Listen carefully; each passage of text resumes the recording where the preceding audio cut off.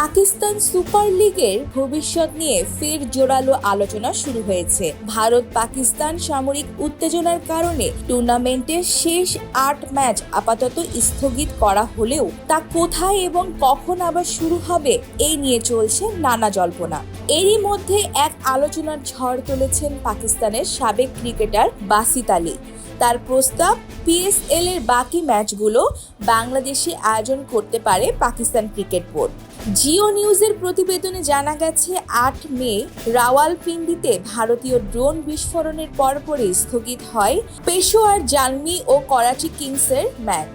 পরদিন পুরো টুর্নামেন্টই স্থগিত ঘোষণা করা হয়। যুদ্ধবিরতির পর আবারও মাঠে ফেরার প্রস্তুতি নিচ্ছে পিএসএল। তবে নিরাপত্তা ইস্যু মাথায় রেখেই বিকল্প ভেন্যুর ভাবনা আসছে আলোচনায়। এক্ষেত্রে শুধু সংযুক্ত আরব আমিরাত নয়, বাংলাদেশকেও বিবেচনার পরামর্শ দিয়েছেন বাসিত আলী। তার ভাষ্য, বাংলাদেশি ক্রিকেটের প্রতি ভালোবাসা প্রবল, সেখানকার ক্লাব ম্যাচগুলোতেও গ্যালারি থাকে ভরপুর। যদি বাইরে করতেই হয় দয়া করে শুধু দুবাই ভাববেন না, বাংলাদেশও সম্ভব। বর্তমানে পিএসএল এর ১০ম আসরের শেষ ধাপে আছে ৮টি ম্যাচ, ৪টি লিগ, ৩টি প্লে অফ ও একটি ফাইনাল। কোয়েটা গ্ল্যাডিয়েটর্স ইতিমধ্যে প্লে অফ নিশ্চিত করেছে।